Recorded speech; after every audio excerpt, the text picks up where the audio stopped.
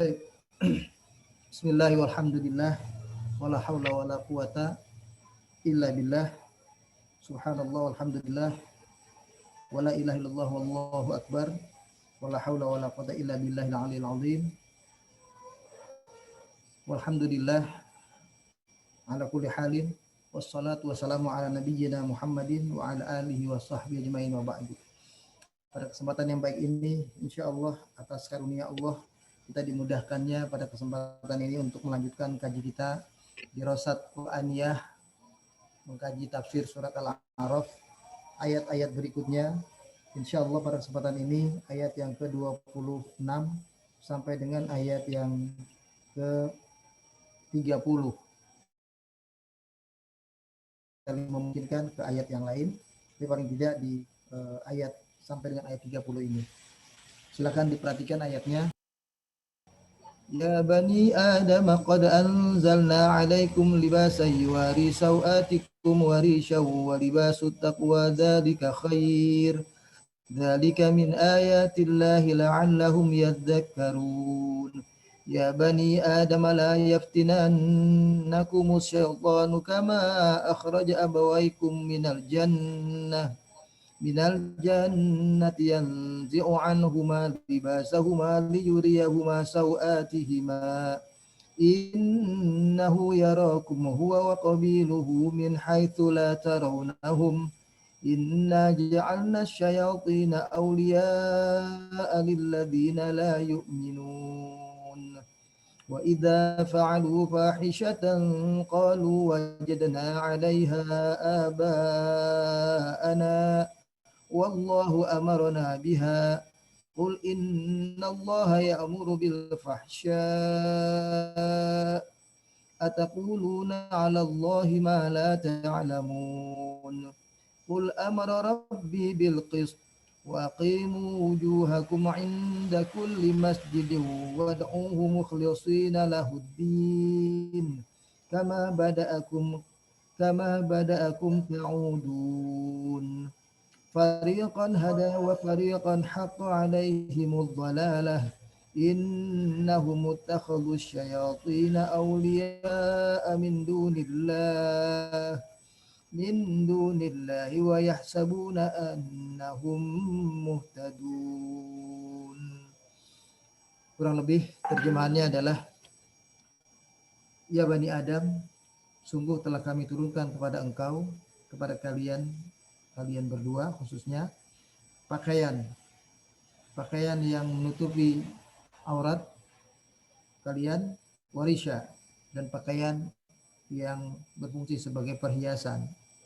Walibasut taqwa dzalika khair, dan pakaian takwa itulah yang lebih baik. Dzalika min ayatillah, demikian inilah ayat-ayat atau tanda-tanda Allah sebagai petunjuk agar kalian menjadi orang-orang yang ingat.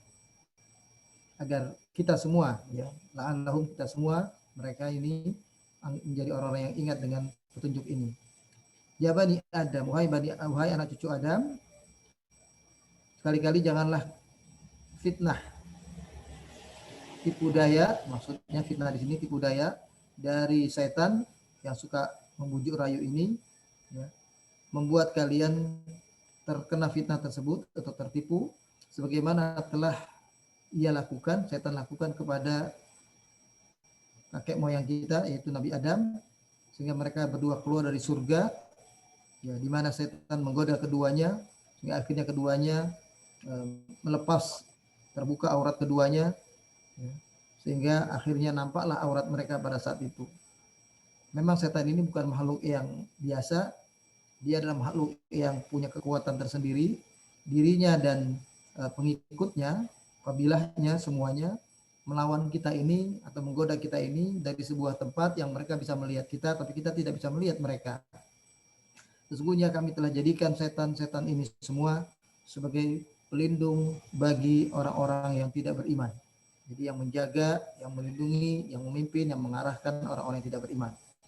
Wa idza fa'alu fahishatan, dan apabila mereka, orang-orang yang terkena godaan setan ini, melakukan suatu perbuatan fahisyah, perbuatan keji. Nah, keji di sini nanti kita bisa lihat, ini maksud diantaranya adalah soal membuka aurat.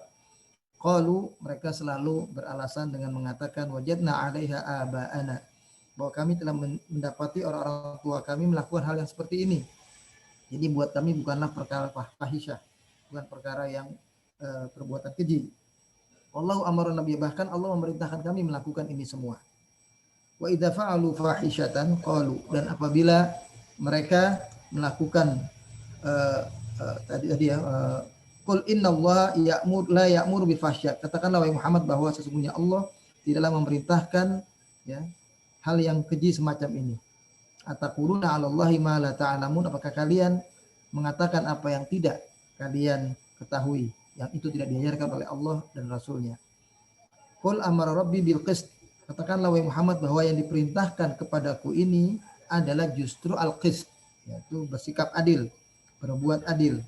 Wa aqimu wujuhakum, dan hendaklah kalian menghadapkan diri kalian ya pada saat ke masjid, maksudnya ketika kalian beribadah, hadapkan diri kalian dengan fokus, dengan tulus ya, arahkan kepada Allah, wad'uhu mukhlishina lahuddin, dan berdoalah memohon hanya kepada Allah dengan mengikhlaskan ketaatan kepadanya dalam menjalankan agama ini maksudnya. Kemudian kama bada'akum ta'udun, sebagaimana telah dimulai penciptaan kalian, maka seperti itulah kalian nanti akan kembali. Fariqan hada, dan memang sebagian segolongan atau sebagian dari kalian anak cucu Adam ada yang mendapatkan petunjuk, wa fariqan haqqa alaihimud dhalalah, dan sebagian dari anak cucu Adam ini ada yang telah pasti atasnya kesesatan. Innahum mutakhadhu syayatin, mereka yang sesat itu adalah mereka yang telah menjadikan setan ya, sebagai aulia, pelindung bagi mereka, min dunillah, selain Allah. Wa yasabuna annahum muhtadun, dan mereka mengira bahwa mereka melakukan yang demikian itu di atas petunjuk. Nah, kita akan melihat ayat demi ayat di dalam surat Al-A'raf ayat 26 ini ya. Setelah Allah menceritakan di dalam ayat-ayat sebelumnya tentang bagaimana setan akhirnya berhasil menggoda Adam untuk keluar dari surga, yang ini tentu dilakukannya ya, sempat ada yang bertanya bagaimana cara melakukannya, bukankah setan itu adanya di setelah telah terusir dari surga, sedangkan Nabi Adam dan Hawa adanya di surga atau masih berada di surga, bagaimana dia menggodanya?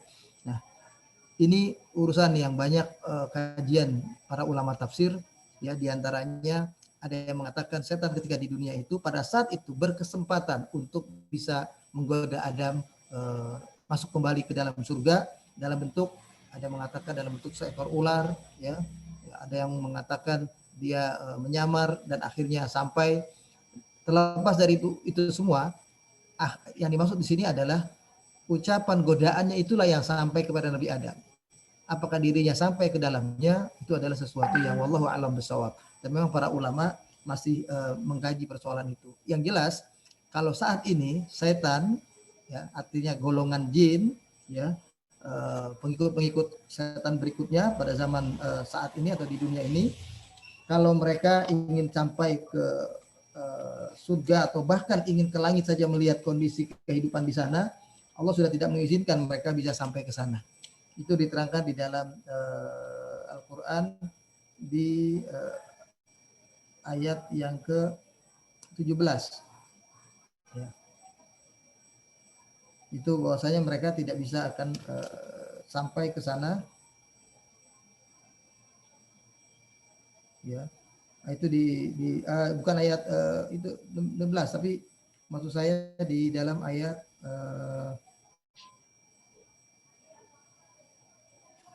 surat Al-Jin persisnya pada ayat yang ke-8. Wa anna lamasna as-samaa'a fawajadnaha muli'at harasan syadidan wa syuhuban. Ya. Bahwa mereka berusaha sampai ingin ke langit, menengok apa yang terjadi di sana.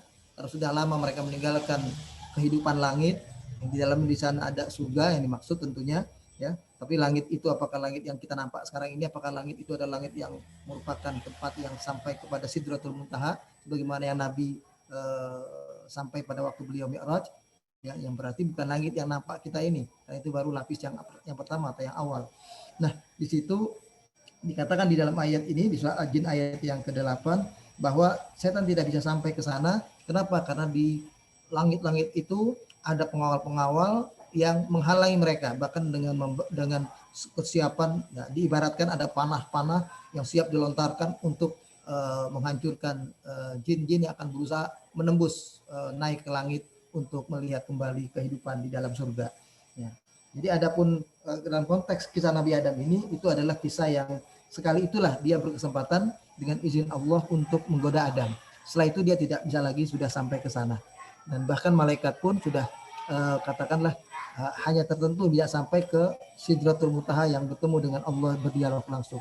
Mereka hanya sampai di dalam bahagian yang disebut dengan Baitul Ma'mur, ya, itu juga alam al-jannah, alam kehidupan di surga, tapi sifatnya adalah alam yang khusus buat mereka yang tidak sampai mereka berkomunikasi langsung dengan Allah sebagaimana yang pernah dialami oleh Nabi kita Muhammad Shallallahu Alaihi Wasallam pada waktu beliau hijrah.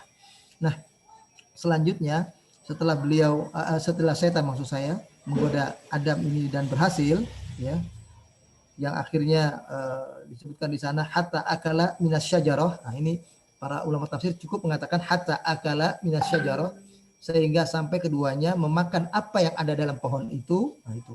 Wa akhraja minal jannah, dan mengeluarkan keduanya dari surga. Wa badat minhumal aurat, dan nampak aurat keduanya saat itu. Dzakara ta'ala manimtan nabi Adam minar riyash wal libas. Lalu kemudian ayat berikutnya di ayat 26 ini kita akan lihat bagaimana ujian itu akan terjadi kepada anak cucu Adam, ya. Dan bila itu terjadi, maka mereka akan seperti orang tua mereka, yaitu Adam dan Hawa, akan terbuka aurat mereka, dan padahal itulah yang mestinya mereka tutup, ya. Nah, ketika Allah mengatakan ya bani Adam qad anzalna alaikum libasan yuwari sauatikum, wahai Adam, sesungguhnya kami telah menurunkan kepadamu, ya, pakaian yang pakaian ini menutup auratmu, warisya, dan pakaian yang bersifat perhiasan, risya, atau juga kalau dalam bahasa Arab di kalimat yang sama juga dibahasakan dengan riyash. Ya, riyash atau risya itu adalah pakaian yang cantik, pakaian yang terbuat dari risya, asalnya itu bulu-bulu domba, ya, dari wool yang cantik, yang kalau dipakai itu bisa mempercantik diri seseorang, ya. Jadi itulah yang disebut dengan kata-kata perhiasan, dan itu adalah fungsi pakaian yang kedua sebetulnya. Fungsi pakaian yang pertama adalah liyuwari sauatikum, untuk menutupi aurat kalian semua. Walibasu taqwa dzalika khair, dan pakaian takwa itu yang lebih baik. Nah, nanti kita akan bahas apa yang maksud dengan pakaian takwa itu sendiri, tapi sederhananya saya jelaskan dulu. Pakaian yang takwa yaitu pakaian yang diutamakan dalam rangka menutup aurat, itu yang lebih utama, ya.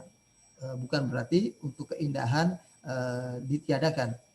Dzalika min ayatillahi la'allahum yadhakkarun. Demikianlah ayat-ayat Allah agar mereka semua menjadi ingat. Nah, kemudian seolah-olah dalam ayat ini Allah mengatakan khalaqna lakum ya bna Adam libasain. Wahai anak cucu Adam, aku ciptakan kepada kalian dua pakaian utama. Libasan yasturu auratakum allati abharoha iblis min abawaikum, yaitu pakaian yang berfungsi sebagai penutup aurat kalian semua yang telah dibuka, ditampakkan oleh iblis, ya, ketika ia berhasil menggoda orang tua kalian yaitu Adam dan Hawa. Walibasan yuzayyinukum wa yujammilukum, dan yang kedua adalah pakaian yang berfungsi sebagai sesuatu yang untuk membuat cantik, membuat indah, ya, membuat penampilan jadi lebih menarik. Wa yudhafi alaikum halal baha wal jamal, dan yang memang dihalalkan untuk kita nikmati karena itu adalah sesuatu yang juga Allah ciptakan untuk manusia itu sendiri, ya, untuk membuat kehidupannya menjadi lebih cantik, lebih indah. Wa huwa alladhi 'abbara 'anhu al-Qur'an birrish wa huwa libasuz zinah, dan Al-Qur'an dalam ayat ini mengungkapkan dengan kata-kata rish, ya. Rish di sini adalah libasuz zinah, yaitu pakaian yang indah, pakaian yang merupakan perhiasan. Alladzi yatajammalu bihil insan, yang dengannya manusia atau kita semua pengen nampak indah, pengen nampak lebih menarik. Ya. Musta'aru minar rish atau wus alladhi huwa zinatuhu. Seolah-olah pakaian itu menutupi, tidak hanya sekedar menutupi, ya, tapi dia ada model-modelnya yang membuat pakaian itu jadi nampak sesuai dengan tubuh manusia yang sedemikian rupa. Nah, itu gambaran tentang pakaian yang di ayat 26 ini. Yang lebih lanjut, kalau saya lihat, saya kutub di sini, beliau mengatakannya begini. Kata beliau, hadan nida yaji'u fi zillil mashhad alladhi sabaqa aradahu minal qissah. Inilah pemandangan yang Allah tampakkan, ya, dari pemandangan gambaran ayat-ayat sebelumnya tentang Nabi Adam dan Hawa dalam bentuk yang lain setelah tegur oleh Adam, ya. Maka pemandangan yang demikian yang akhirnya membuat mereka terbuka aurat ini jadi peringatan bagi anak cucunya, ya, cucunya itu kita semua, bahwa ini jadi perhatian buat kita bahwa pakaian yang menutup aurat itu merupakan bagian yang paling mendasar dalam kehidupan sebagai manusia. Ya, dulu Adam itu begitu dia keluar atau keluar dari surga itu, begitu nampak auratnya mereka segera cari daun apapun yang membuat mereka segera tertutup auratnya. Nah, begitu pula kita mestinya sebagai anak cucunya segera melakukan hal yang bersifat menutup aurat, karena itu lebih utama untuk mereka lakukan. Laqad kana hadza samratun lil khati'ah. Ya. Awalnya, ya, disinilah yang disebut sebagai sebuah kesalahan. Ya, kesalahan Nabi Adam itu karena dia mendekati satu-satunya larangan yang membuat akhirnya larangan Allah berikutnya, yaitu yang harus menutup aurat, jadi itu terjadi pada diri keduanya. Dan ini yang tidak boleh terjadi buat kita semua. Ya. Wal khati'ah kanat fi ma'siyati amrillah. Ya. Kesalahannya pada saat itu adalah karena melanggar perintah Allah. Ya, ini kesalahan Nabi Adam. Beda dengan iblis laknatullah alaih, kesalahan mereka itu di samping melanggar perintah Allah, iblis juga bersikap menyombongkan diri, merasa dirinya lebih hebat, lebih besar, dan iblis menganggap remeh perintah Allah. Ada unsur meremehkan ciptaan Allah yang diperintahkan oleh Allah sujud kepada Adam, lalu dia melihat lebih melihat kepada isi perintah yang sekedar sujud, yang bagi dia sujud adalah sebuah penghinaan diri. Nah, dia tentu berharap Allah justru menilai dia positif karena dia lebih mengagungkan Allah, ya. Kalau bahasa orang-orang liberalis itu menganggapnya di sini iblis dianggap lebih tauhidi, ya, lebih bersikap tauhid karena dia menolak untuk melakukan sikap sujud kecuali hanya kepada Allah. Padahal tidak demikian adanya, karena yang dimaksud di dalam konteks perintah Allah itu adalah melihat siapa yang memerintah.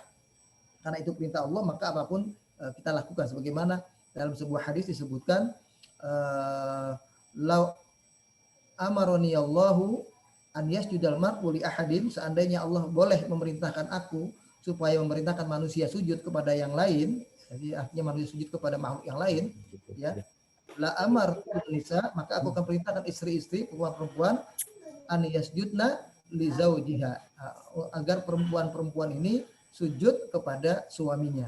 Itu menunjukkan bahwasanya kalau atas perintah Allah, maka Nabi akan lakukan itu. Tapi karena tidak diperintah oleh Allah, itu tidak beliau lakukan.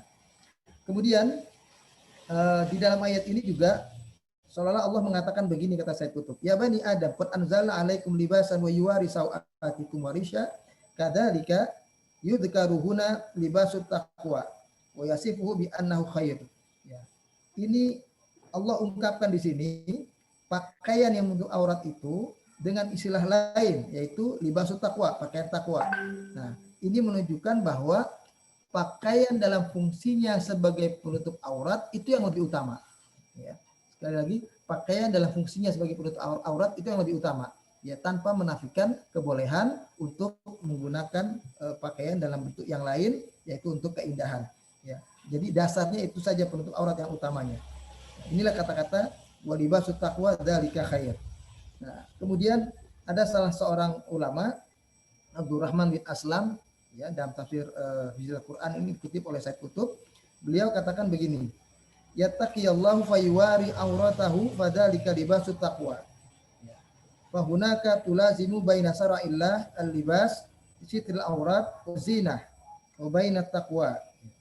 Nah, kata beliau itu di sini ya bahwa bertakwa kepada Allah dengan menutup aurat, maka yang demikian itulah pakaian takwa. Jadi ada yang menafsirkan bahwa pakaian takwa itu sebetulnya adalah sikap hati, ya, sikap jiwa kita sebagai seorang mukmin yang bertakwa kepada Allah.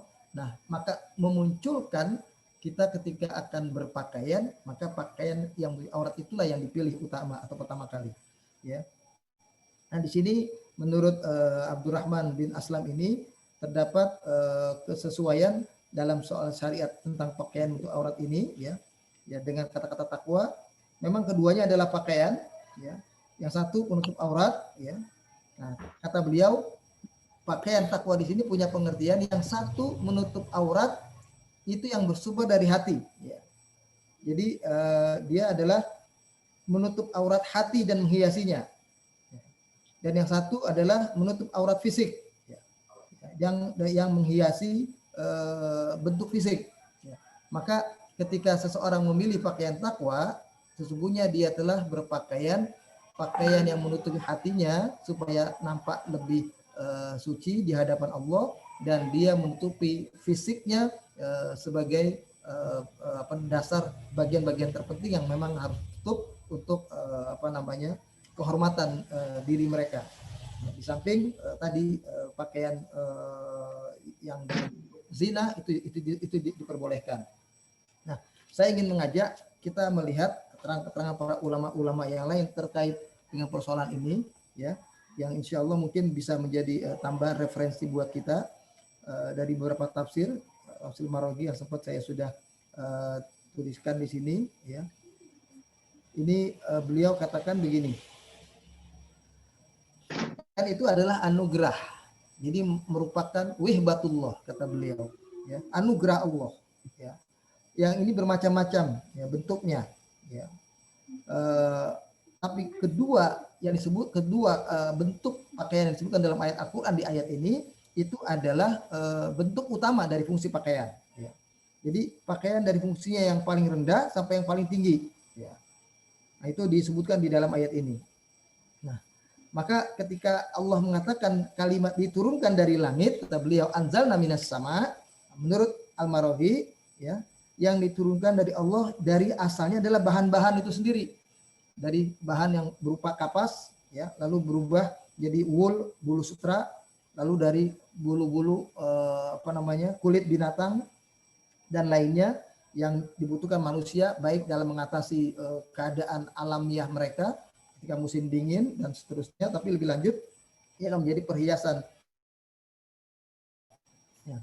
Ini adalah anugerah Allah berupa pakaian kepada umat manusia, ya, yang ketika mereka memfokuskan diri atau lebih mengutamakan kepada berpakaian yang menutupi aurat, maka itulah mereka berarti mendasari berpakaian atas perintah Allah.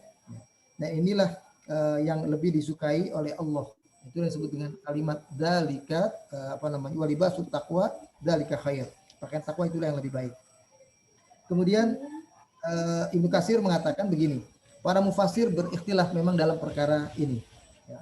Akroma berkata bahwa pakaian takwa ialah busana yang dipakai oleh orang-orang takwa nanti pada hari kiamat. Jadi ada yang menafsirkan dalam tafsir Ibnu Katsir disebutkan salah seorang ulama yang namanya Akroma bahwa pakaian takwa adalah pakaian yang nanti digunakan oleh kita ahli surga nantinya di akhirat. Demikian pula riwayat oleh Ibnu Abi Hatim. Tapi ada pula yang mengartikannya sebagai pakaian keimanan, ya, pakaian soleh, pakaian tanda kebaikan seseorang dalam mentaati perintah Allah. Ya. Semua pengertian tersebut adalah hampir sama maknanya. Jadi ada dua di sini. Pakaian takwa adalah pakaian yang nanti benar-benar pakaian yang dipakai nanti di akhirat, ya, dalam surga. Ada yang mengartikan pakaian takwa adalah pakaian yang menutup aurat sebagai bentuk sejatinya seseorang dalam berpakaian yang karena sebab ketaatan di atas perintah Allah. Kemudian dalam tafsir Al-Maraghi lagi juga disebutkan, ya, pendapat para masyhur dari para tabi'in, kata beliau, bahwa ini maksud dengan libasut takwa ialah pakaian maknawi, ya, bukan pakaian yang fisik atau yang konkret ini, kata beliau. Sedang menurut riwayat Ibnu Abbas, ya, dalam keterangan di Al-Marwazi tersebut juga masih yang dimaksud adalah iman dan amal soleh. Ya. Karena iman dan amal soleh itu lebih baik dari perhiasan-perhiasan, ya, apalagi pakaian biasa. Ya. Lalu menurut Zaid bin Ali bin Al-Husain, yang dimaksud ialah pakaian perang. Dia mengartikannya ini pakaian takwa ada pakaian perang. Ya. Seperti baju perang, rompi besi, alat-alat lain yang digunakan untuk memelihara diri dari serangan musuh. Pendapat ini dipilih juga oleh Abu Muslim Al-Asfahani, ya. Karena itu diterangkan di dalam ayat yang lain di surat An-Nahl, surat yang ke-16 ayat 81. Nah, itu penyebutan yang menyebutkan pakaian ini adalah pakaian tapi bukan pakaian biasa, tapi pakaian untuk keperluan seperti perang. Ini kata Abu Muslim Al-Asfahani. Di surat An-Nahl, surat yang ke-16 ayat ke-81.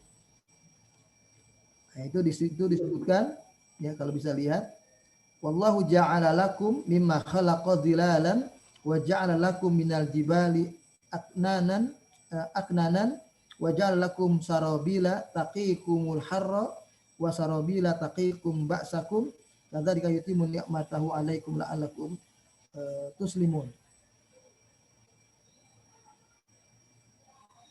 Bukan. Keliru saya. Ini nih ayat yang ke-80. Ayat yang ke-80-nya. Wallahu ja'ala lakum min buyutikum sakanan. Nah, ini ada kalimat di bawahnya, wa min aswafiha wa abariha wa ash'ariha atatan wa mata'an ilahin. Nah, ini penyebutan tentang apa namanya? Pendapat Imam Al-Asfahani bahwa pakaian yang memeliharamu dari panas dan pakaian bagi besi yang memeliharamu dalam peperangan. Nah, itu seperti itu, ya. Betul maksud saya ayat yang ke-81.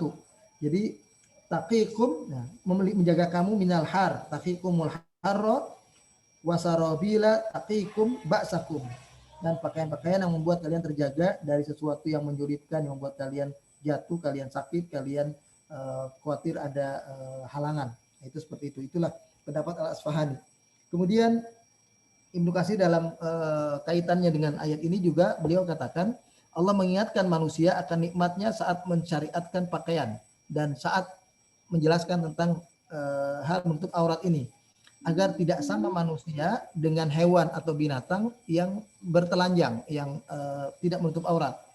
Allah juga memberi kemampuan kepada manusia untuk berpakaian karena Allah telah memudahkan sarana bagi mereka sebagaimana di ayat awal-awal surah Al-A'raf bahwa sebelum diciptakan kita manusia, Allah sudah lebih dahulu menciptakan yang diperlukan oleh manusia di bumi ini.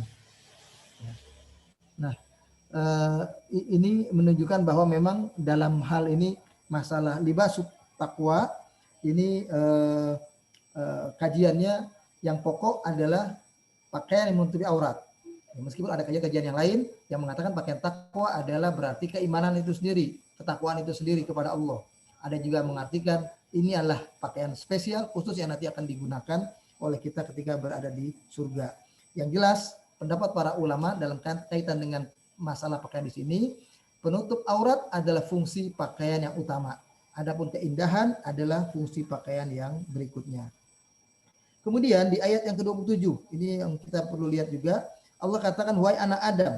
Berikutnya disebutkan wahai anak Adam, jangan sampai kalian menjadi fitnah, ya, artinya terperdaya oleh fitnah yang dibuat oleh iblis. Ya.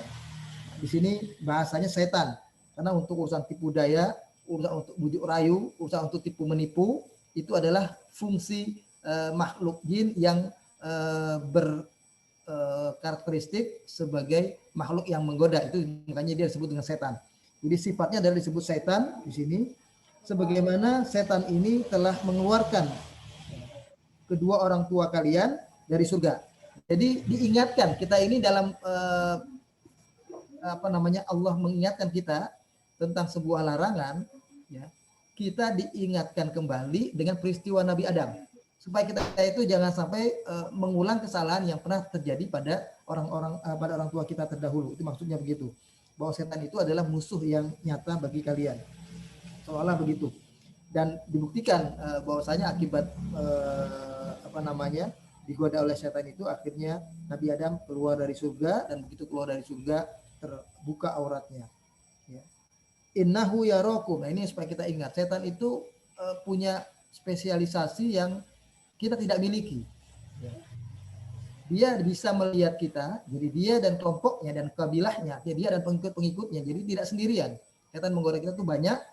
Dia dan pengikutnya yang banyak itu bisa menggoda kita dalam bentuk melihat kita. Jadi dia walaupun di alam lain bisa melihat kita dari sebuah tempat yang tidak kita bisa melihat mereka. Jadi ini ibaratnya kita bertanding melawan orang yang melihat sementara kita sendiri buta. Maka dari itu kita perlu kewaspadaan khusus atau kewaspadaan tersendiri. Tapi Allah katakan, Inna ja'alna syayatina awliya'a lilladzina la yu'minun. Demikianlah memang kami telah jadikan setan itu sebagai pemimpin bagi orang-orang yang tidak beriman. Artinya orang-orang yang tidak berimanlah yang nantinya akan dengan mudahnya bisa menjadikan setan sebagai penuntun arah bagi mereka. Beda dengan kita. Kita orang beriman setiap hari selalu minta kepada Allah paling tidak 17 kali dalam surah Al-Fatihah yang kita baca, ihdinas siratal mustaqim. Nah, ini pengertian ihdinas siratal mustaqim. Mufasir mengatakan Allah tidak gunakan kalimat ihdina, pakai kalimat ila, al-muttajih ilallah, itu artinya yaitu menuju kepada Allah. Tapi cukup dengan kalimat yang lebih simpel, ihdinas siratal mustaqim, tunjuki kami jalan yang lurus. Itu pengertiannya adalah bukan sekedar ditunjukkan, karena kalau ihdina ila itu pengertiannya adalah kita sekedar ditunjukkan, kayak kita bertanya kepada orang di tengah perjalanan kita tidak tahu suatu arah, itu ditunjukin, Pak, bagaimana jalan menuju ke gedung A misalnya, maka ditunjukkanlah lewat sana Pak, lewat sini, belok sana, belok sini. Dia tidak ikut. Tapi kalau ihdina tanpa kata ilah, itu yang kita baca setiap hari adalah kita minta Allah tidak sekedar menunjukkan arah, tapi dia membimbing, menuntun kita, mendampingi kita, bersama kita. Jadi Allah ada di depan kita, istilahnya begitu. Nah, itu pengertian ihdinas siratal mustaqim. Nah, itu yang kita minta setiap hari. Nah, setan bagi orang yang tidak beriman berperilaku yang seperti itu. Nah, ciri-cirinya diterangkan di dalam ayat berikutnya ini. Ciri-ciri orang yang ikut setan dan yang tidak.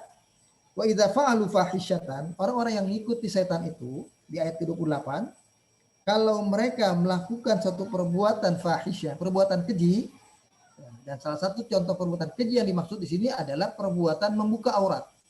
Perbuatan yang beraroma telanjang, beraroma bugil, mempertontonkan aurat, yang sifatnya seperti itu, ini adalah fahisyah.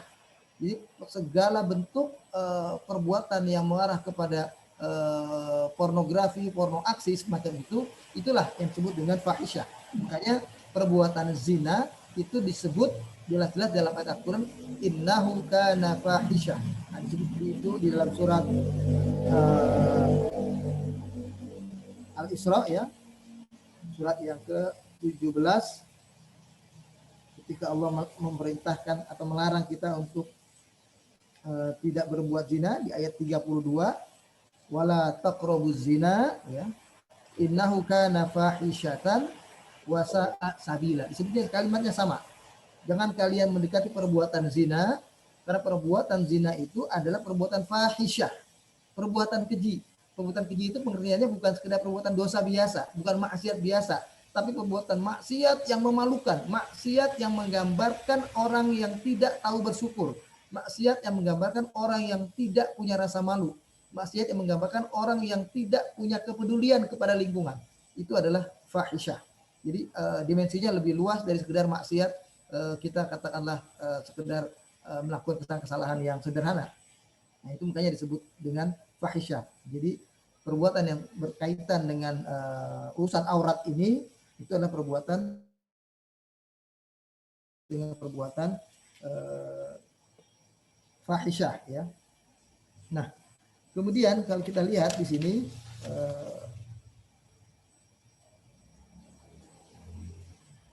seolah-olah Allah katakan begini, innallaha la ya'mur bil fahsya'i itlaqan.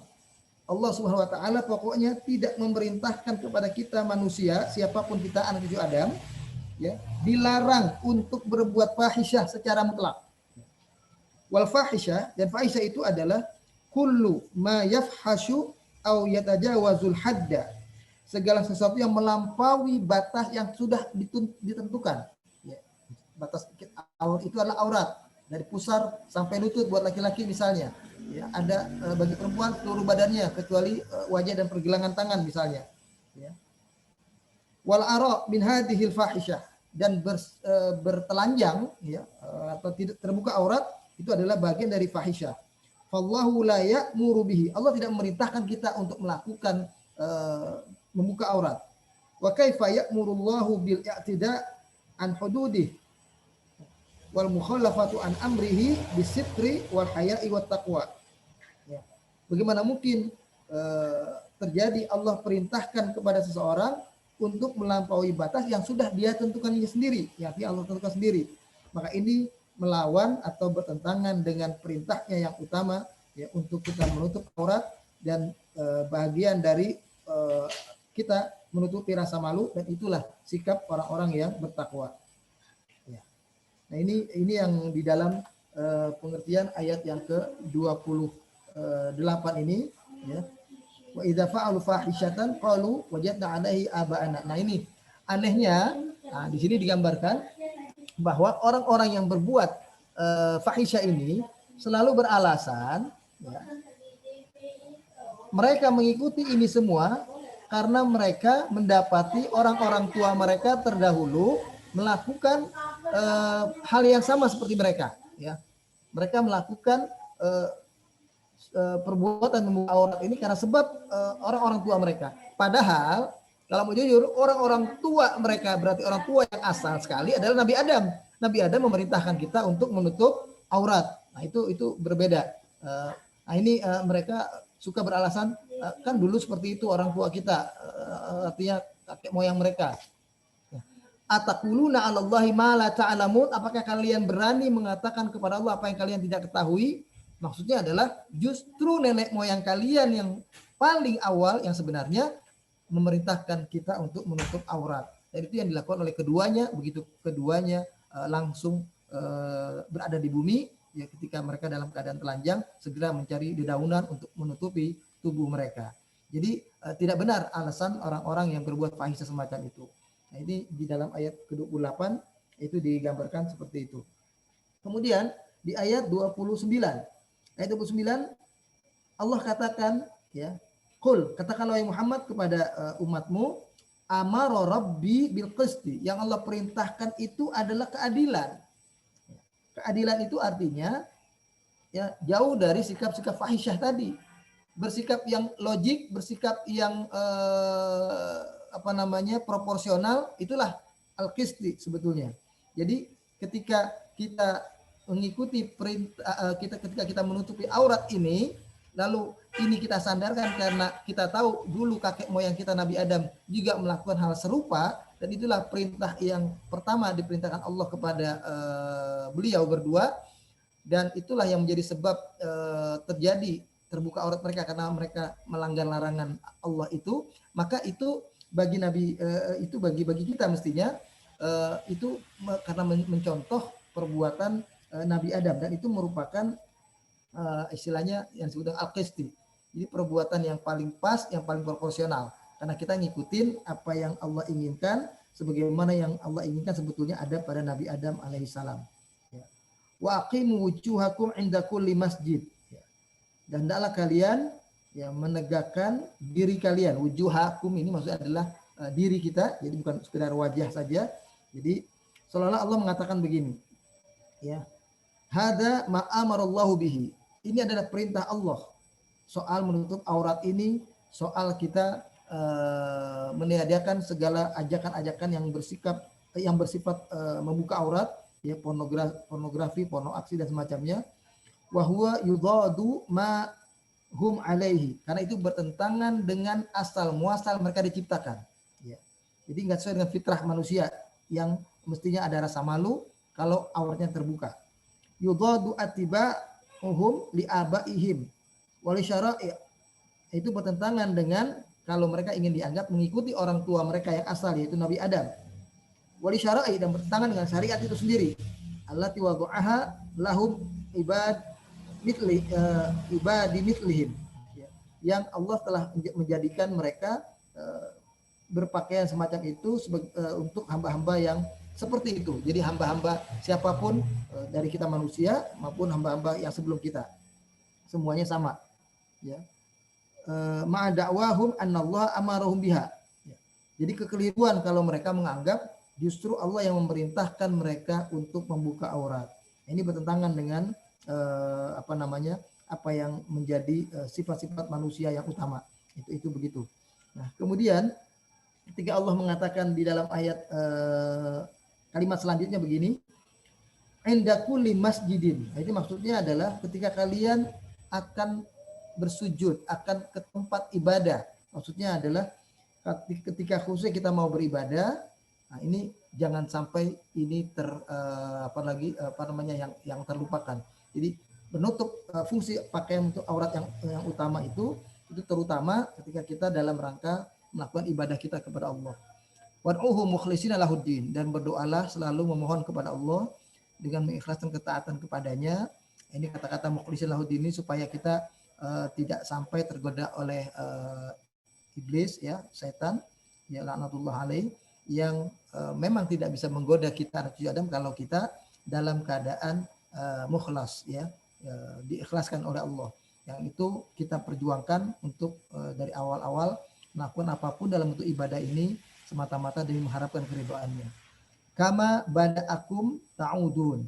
Sebagaimana kalian diciptakan Allah pertama kali, kalian nanti pun akan dikembalikan kepada Allah. Artinya apa yang terjadi pada kehidupan kita sekarang ini lalu sama dengan latar belakang kita pada awal penciptaan, ketika kita diciptakan pertama kali dari Adam dan kemudian punya keturunan, lalu akhirnya sampai kepada kita anak cucu Adam berikutnya pada zaman ini. Maka proses dari awal sampai kita sekarang ini akan kembali proses ini kembali kepada awal lagi.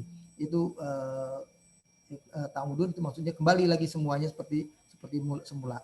Nah, yang jadi menarik di ayat yang ke-30 di sini diterangkan oleh Allah memang enggak semuanya sama, ya. Kama bada'akum ta'udun, ya. Ketika Allah di ujung ayat 29 mengatakan kama bada'akum ta'udun, ya. Lalu kemudian Allah katakan di ayat ke-30-nya fariqan hada wa fariqan haqqa alaihimud dhalalah. Nah, ini juga hal yang dari awal sudah Allah ingatkan terjadi pada diri anak cucu Adam ini. Ya, bahwa ketika Allah turunkan Adam dari surga itu di ayat 24 kalau masih ingat, Allah mengatakan ihbitu ba'dukum li ba'din aduwwun. Turunlah engkau berdua dari surga, bahwa sebagian kamu nanti pada sebagian yang lain akan menjadi musuh. Artinya anak cucu Adam itu tidak semuanya berada di garis yang sama, tidak berada di jalan yang sama. Yang satu akan menjadi musuh bagi yang lain. Ini yang akan terjadi sunnatullah bagi anak cucu Adam. Nah, maka di ayat 30 diperjelas fariqan hada wa fariqan haqqa alaihimud dhalalah. Ya. Segolongan dari anak cucu Adam ini ada yang mendapatkan hidayah dari Allah, dan segolongan dari anak cucu Adam ini ada yang telah pasti bagi mereka kesesatan. Ya. Kata Said Qutb begini, innaha luqtatun wahidah ajibah, ya, tajma'u nuqtatal bad'i fi rihlatil kubra wa nuqtatul nihayah. Kata beliau, sesungguhnya pengungkapan kalimat di dalam ayat yang ke-30 semacam ini tentang adanya dua golongan, ini adalah ungkapan yang luar biasa yang mengumpulkan penggambaran bentuk kehidupan manusia, ya, dari perjalanan yang panjang ini, dari perjalanan yang jauh ini, ditampakkan perjalanan mereka yang pertama sampai perjalanan mereka yang terakhir. Ya, seolah-olah seperti itu. Jadi pada dasarnya dari awal sampai akhir nanti menuju kita dibangkitkan di hari kiamat, ya, semua manusia ini akan terbagi menjadi dua golongan. Ya. Kemudian kata beliau lagi,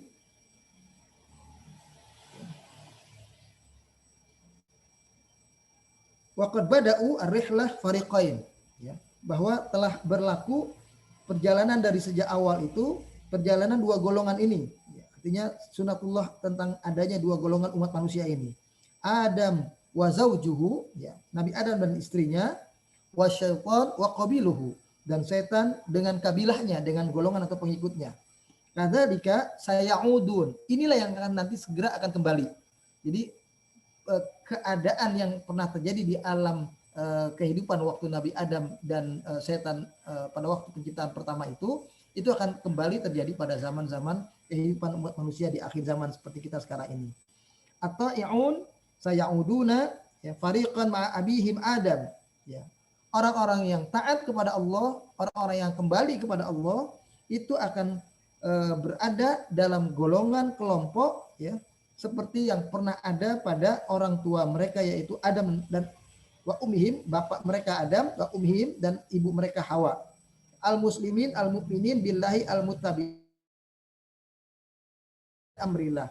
Orang-orang muslim, orang-orang mukmin yang yang tetap teguh berpedoman mengikuti perintah Allah itu sendiri. Ya. Wal usad, orang-orang yang bermaksiat, orang-orang yang melakukan pembangkangan, sayanguduna ma'a iblis wa qabilihi. Ya. Mereka akan kembali kepada kehidupan model yang diinginkan oleh iblis dan pengikut-pengikutnya. Yamla'ullahu minhum jahannam, yang nanti akan Allah isi neraka jahanam dengan orang-orang seperti mereka semua. Biwalaihim li iblis, karena sebab loyalitas mereka kepada iblis, wa wilayatihi lahum, karena kesetiaan mereka kepada bujuk rayu iblis itu sendiri. Wa hum yahsabuna annahum muhtadun. Hanya saja sayangnya orang-orang yang semacam ini terkadang merasa mereka melakukan itu mereka juga di atas petunjuk. Artinya mereka merasa perbuatan mereka adalah perbuatan yang benar. Inilah kalimat di dalam ayat berikut. Innahum takhadus syayatin awliya min dunillah wa yahsabuna annahum muhtadun. Mereka mengikuti jalannya setan, mereka mengikuti atau mentaati bujuk rayu setan yang akhirnya menjadi pemimpin, menjadi pelindung bagi mereka selain Allah. Nah, tapi pada saat yang bersamaan mereka merasa apa yang mereka kerjakan itu adalah di atas petunjuk. Jadi orang ini merasa benar. Nah, ini yang sering juga terjadi dalam kehidupan saat ini. Orang yang tergoda setan pun, orang yang tidak mengikuti garis petunjuk Al-Quran dan As-Sunnah, kalau sekarang kita umat Nabi Muhammad SAW ini, itu juga mereka merasa kami ngikutin juga keterangan Al-Quran, itu juga keterangan Sunnah yang seperti itu. Nah, itu yang sering terjadi dalam kehidupan kita sekarang ini. Jadi padahal yang di sini perbedaan utamanya adalah al-ihtimam wal iltizam, ya, wal wala, ya, yaitu kesetiaan, loyalitas, ya. Nah, ini yang membedakan kita dari orang-orang yang tidak beriman. Jadi di sini ada kalau dalam bahasa Arab disebut al-wala wal baro, loyalitas dan disloyalitas, ya. Jadi artinya ada yang membangun kehidupannya sebagai seorang anak manusia yang berusaha untuk terus menapaki jalan yang mengikuti petunjuk dari Al-Quran ini, ya. Dan ada sementara mereka yang ketika menapaki jalan dalam hidup ini, ya, Al-Quran mungkin dibaca, tapi mereka tidak menjadikan ini sebagai bahagian dari arahan untuk mereka melakukan langkah-langkah dalam kehidupannya sesuai dengan petunjuk Al-Quran tersebut. Jadi katakanlah Al-Quran sekedar untuk mungkin bagi mereka hanya dibaca, atau bahkan mungkin hanya sekedar mereka ketahui, bahkan mereka juga mungkin tidak membacanya sama sekali. Nah, itu yang terjadi. Nah, inilah yang disebutkan di dalam ayat yang ke-30. Ya. Jadi saya kira saya singkatkan sampai di sini dulu barangkali, ya, tentang tafsir atau dirasat Qur'aniyah ayat yang ke-26 sampai dengan ayat yang ke-30. Ya. Jadi kalau episode ayat sebelumnya berepisode tentang cerita masa lalu, ya, tentang sejarah Nabi Adam dan bagaimana pergumulannya dengan iblis laknatullahi alaihi. Nah, sejak ayat 26 sampai ayat 30 sudah mulai ayat-ayat atau kalimat-kalimat di dalam ayat surah Al-A'raf ini berbicara kepada kita manusia. Dan nanti akan kepada kita anak cucu Adam, tidak hanya di dalam ayat 26, Allah juga menceritakan pada ayat 27 itu juga bunyinya kepada kita Bani Adam, Kemudian nanti di ayat yang ke 30,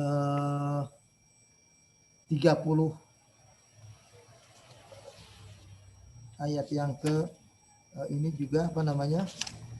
Jadi penyebutan Bani Adam ini paling tidak disebutkan beberapa kali ya. Nah, ini ketika apa namanya?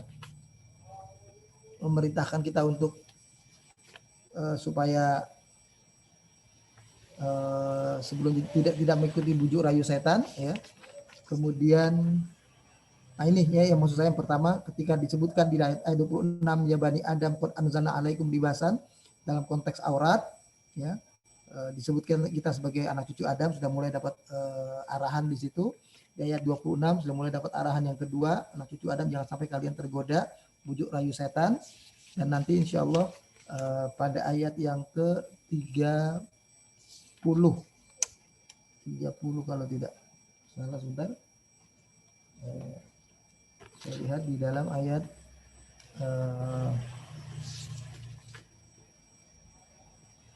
berikutnya kalimat apa namanya yang tentang setan ini juga maksud saya tentang kita anak cucu Adam, itu kalimatnya disebut kembali ya Bani Adam. Nah, itu di ayat 31. Nah, ini kembali disebutkan ya Bani Adam khudzu zinatakum inda kulli masjid. Saya kira itu sementara sampai dengan ayat 30 dulu ya, sebelum kita lanjut kepada yang lain. Kita akhiri sama-sama dengan iringan doa Rabbana la tuzigh qulubana ba'da idh hadaitana wa hab lana min ladunka rahmah innaka antal wahhab. Ya Allah ya Tuhan kami, janganlah kau palingkan hati kami setelah memberikan hidayah iman Islam ini kepada kami. Berilah selalu petunjuk-Mu kepada kami, Engkaulah sebaik-baik pemberi ya Allah. Allahumma rabbana atina fid dunya hasanah wa fil akhirati hasanah wa qina adzabannar. Subhanaka rabbil izzati amma yasifun wa salamun alal mursalin walhamdulillahi rabbil alamin. Dan kafarat majelis kita baca juga sama-sama. Subhanakallahumma wa bihamdika asyhadu an la ilaha illa anta astaghfiruka wa atubu ilaik. Assalamualaikum warahmatullahi wabarakatuh. Waalaikumsalam warahmatullahi wabarakatuh.